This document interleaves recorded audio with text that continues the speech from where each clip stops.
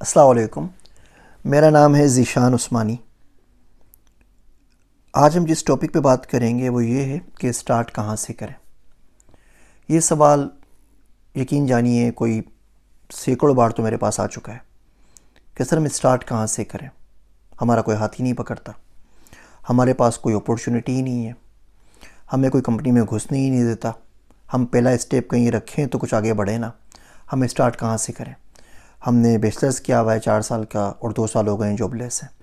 हमें मास्टर्स किए हुए 3 साल हो गए हैं और जॉब नहीं मिल रही, या जॉब मिल गई है तो वो 10-15 हज़ार से ज़्यादा की नहीं मिल रही।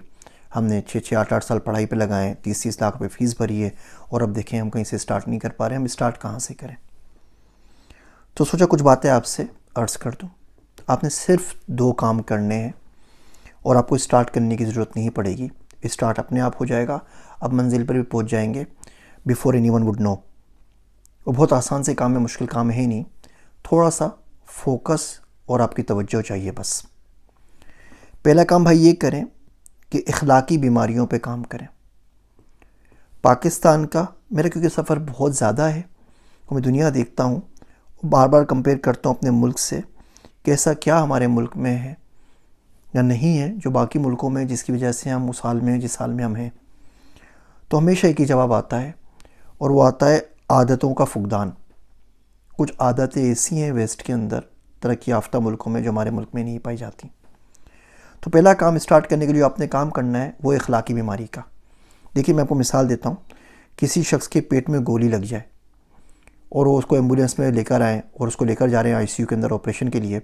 अब बंदा वो डॉक्टर साहब को बोले, अगर होश में हुआ तो, डॉक्टर साहब मुझे चक्कर आ रहे हैं, और डॉक्टर साहब मुझे ना लगता है बुखार भी है और मेरी हार्ट बीट भी बढ़ गई है और ब्लड प्रेशर भी मुझे लगता है कि थोड़ा सा ज़्यादा बढ़ा हुआ है और पाँव में मुझे फांस भी लग गई थी ना जाते हुए।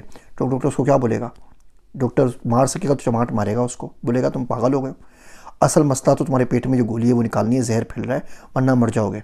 एक दफ़े वहाँ से निकल आओगे ना तो ब्लड प्रेशर भी अपने आप ठीक हो जाएगा, चक्कर भी ख़त्म हो जाएंगे और फिर हम देख लेंगे कौन सी फांस लगी और कहाँ पर लगी है। आगे बढ़ने के लिए ये इखलाकी बीमारियाँ बिल्कुल वो पेट में लगी गोली हैं। हम कोशिश करते हैं, हम बोलते हैं हमें जॉब नहीं मिल रही, हमें इंटरव्यू कॉल नहीं आ रही, हमारा सीवी सही तरीके से नहीं बना हुआ, हमें प्रेजेंटेशन स्किल्स नहीं आती, हमारी कम्युनिकेशन स्किल्स अच्छी नहीं है, हम बात करते हुए घबराते हैं, लेकिन पेट में लगी गोली को नहीं देख रहे होते। और वो है इखलाकी बीमारियाँ। आप लोगों पे तनकीद करना छोड़ दें, आप शुक्र अदा करना शुरू करें। अपनी हर गलती, हर खामी, हर पशेमानी, हर परेशानी, हर फेलियर के पीछे किसी और को इल्ज़ाम देना छोड़ दें।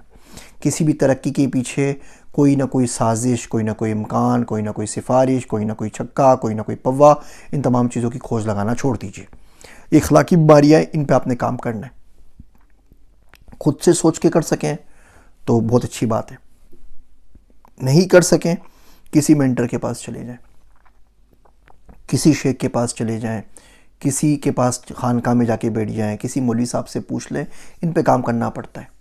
देखिए अगर आप मेरे पास आएँ और आप बोलेंगे जी मुझे आपसे कुछ सीखना है, और आप एक छींक मारें, फिर आप एक छींक मारें, फिर आप एक छींक मारें, फिर आप एक छींक मारें, और ये लामतना ये सिलसिला छींकों का चलता चले जाए, तो मैं आपको क्या बोलूँगा कि यार बाद में बात करेंगे, आप इतने तो शदीद बीमार हैं, मुझे भी बीमार करेंगे, पहले जाके इलाज करवाएं उसके बाद आगे बात कीजिए, ताकि आप उस कंडीशन में तो कि आपसे बात की जा सके। ये इखलाकी बीमारियों ने हमें उस कंडीशन पर ला के फेंक दिया है कि आप इस काबिल नहीं होते कि हम किसी से बात कर सकें और किसी को चीज़ समझ सकें। तो ये काम आपने करना है। हर बंदे को अपनी बीमारियों का पता होता है। हम दुनिया भर से झूठ बोलें, अपने आप से नहीं बोल सकते। रात को बैठ जाइए, कॉपी पेन लीजिए और लिख लीजिए कि आपने क्या बीमारी है। मिसाल के तौर पे आप बोलेंगे मैं झूठ बोलता हूँ, मैं वादा ख़िलाफ़ हूँ, मैं लोगों को बहुत टोपियाँ कराता हूँ, मेरा मन नहीं करे तो मैं कोई काम नहीं करता, जब मैं अपनी से पे आऊँ तो फिर मैं क्या कहते हैं अपनी भी नहीं सुनता, इसकी भी नहीं सुनता, उसकी भी नहीं सुनता। ये वाली जितनी डायलॉग है ना जो ड्रामे से सीख सीख के आप लोगों ने याद किए हुए, पढ़े हुए और सब समझते हैं कि सामने वाला जाहिल है, उसे कुछ नहीं पता, वो आपकी उम्र से गुजर चुका है, उसको तमाम चीज़ों का पता होता है। तुम्हारा इनको लिख लीजिए और आप देखें कि क्या करेंगे। खुद से कोशिश करने की नहीं कर सकते, किसी मेंटर, किसी टीचर, किसी पास चले जाएं कि जी ये बीमारी मेरे में है। सारी ना बताएं, एक बीमारी है, किसी दोस्त में किसी का भी नाम ले दीजिए, आप बताएं क्या इसका सोल्यूशन होगा। जो सोल्यूशन माने उस पर अमल करना शुरू कर दीजिए।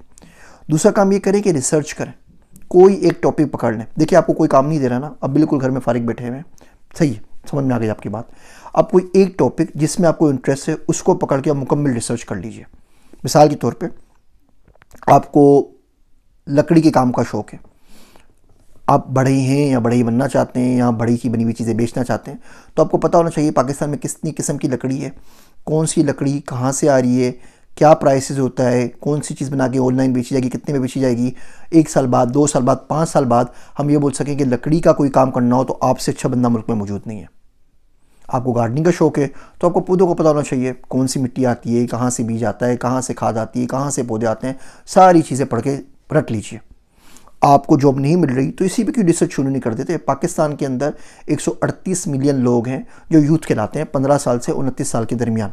इनको अगर आप जोग्राफिकली प्लेस करें पाकिस्तान के ऊपर तो ये बनते हैं 40 बच्चा per mile, 46 youth per mile.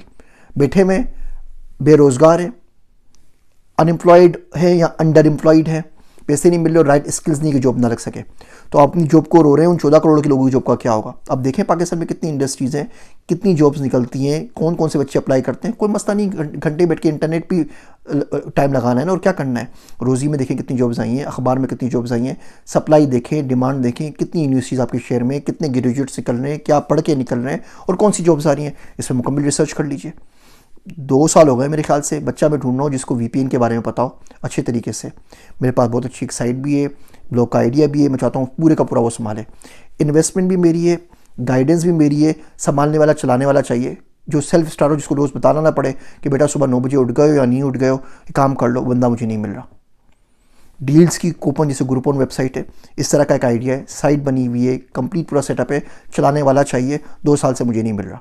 अभी मैं इंटर्नशिप के लिए मैंने कहा मुझे कुछ बच्चे चाहिए, बहुत सारे बच्चों ने अप्लाई किया, उनका इंटरव्यू किया, सब कुछ किया। 16 बच्चों में से आखिर में 2 बच्चे चूज़ किए कि वो बच्चे हैं वो काम कर दें। एक बच्चा सही काम कर रहा है, दूसरे बच्चे के पीछे 6-6 दफ़े पूछना पड़ता है बेटा काम हुआ या नहीं हुआ, और उसके रोज़ की नई कोई ना कोई कहानी होती है। फिर आप बोलते हैं आपको स्टार्ट कहीं से नहीं मिला, तो स्टार्ट कहाँ से मिले। घर पे भी स्टार्ट आ जाए ना आपके, वो भी आपके घर से दरवाज़ा खटखटा के वापस चले जाएगा, क्योंकि उस वक्त आप दरवाज़ा नहीं खोलेंगे, आप सो रहे होंगे, या आप लंबा सारा 2 घंटे का शावर ले रहे होंगे, या आप यूट्यूब के ऊपर लगे हुए होंगे। तो सिर्फ आपने अपनी अखलाकी बीमारियों पे काम करना है और रिसर्च करनी है। कोई एक टॉपिक पकड़ लीजिए, फुटबॉल का पकड़ लीजिए कि 272 ग्राम की क्यों होती है ओलंपिक्स के अंदर, बाकी चीज़ की क्यों नहीं होती। पौधों का पकड़ लें, लकड़ी के काम का पकड़ लें, कंस्ट्रक्शन का काम का पकड़ लें, लेकिन इतना अच्छा करें, उसको इतना सीख लें कि आप बोले इस मुझसे अच्छा बंदा पाकिस्तान में अवेलेबल नहीं है इस पर्टिकुलर टॉपिक के ऊपर। वो सोलर पैनल का हो, वो नलकों का हो, वो शावर का हो, इंटीरियर डिज़ाइनिंग का हो, ऑटो पार्ट्स का हो, गाड़ियों इंपोर्ट करने का हो, कस्टम्स का हो, कंटेनर भेजने का हो। मैं आपको मिसाल दूं, कुरान शरीफ अमेरिका के अंदर अच्छा कुरान शरीफ लेना बजाते खुद एक मसला बना हुआ है। पहले लोग हरमैन शरीफ जाते थे, हज उम्रे के ऊपर कुरान शरीफ लेकर आ जाते थे। अब वो यहाँ पे कुरान शरीफ नहीं आ रहे, कोरोना की वजह से लोग कम जा रहे हैं। अगर आप अमेज़ोन के ऊपर जाएँ और कुरान शरीफ लेके टाइप करें तो आपको बड़ा मसला होता है कि सही अथेंटिक कुरान मिल जाए। वो मसालिक का है, वो कादियानियों का है, सबसे करके नीचे आएंगे तो आपको 35 यूरो का, $35 का कुरान शरीफ मिल रहा होगा या $25 का मिल रहा होगा। नोबेल प्राइज़ विनर की जो किताब है वो आपको $5 में मिल जाती है, और कुरान पाक आपको $25 में मिल रहा है। क्या मुसीबत है।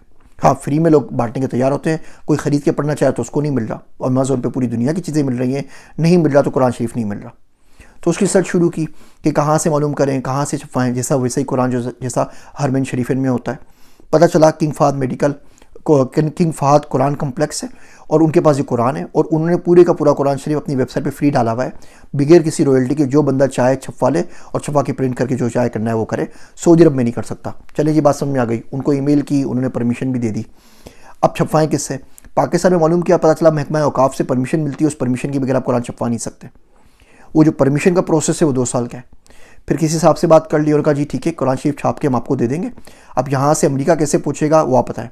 6 महीने हो गए इस जस्तुजू में लगे हुए हैं कि पता चल जाए कि 10,000 कुरान शरीफ पाकिस्तान से छपेंगे, कंटेनर में लोड करके अमेज़ोन के FBA के अकाउंट में कैसे भेज सकते हैं, उसका अभी तक आंसर नहीं मिल रहा। कोई बोलता है जी बेहरमती होगी, भेज नहीं सकते। आपको शायद बात पता ना हो कि पाकिस्तान में आप TCS से, पोस्ट ऑफिस से कुरान शरीफ भेज ही नहीं सकते।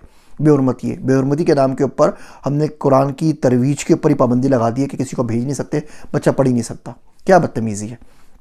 बहरहाल तो बंदा ढूंढ रहा हूँ जिसको कस्टम्स का पता हो, जो कुरान शरीफ पाकिस्तान से अमेरिका पहुँचा सके, बंदा नहीं मिल रहा। तो अगर आप किसी एक टॉपिक को पकड़ के उसमें क्या कहते हैं अपनी ज़ुबान में वो चीते बन जाएं, मास्टर्स बन जाएं, तो यकीन करें आपको स्टार्ट करने की ज़रूरत नहीं पड़ेगी। जितने स्टार्टअप्स वाले ना वो आके आपसे गाइडेंस ले रहे होंगे। उम्मीद है ये चंद जुमले, छोटी गुजारिशात आपको ज़रूर समझ में आएंगी।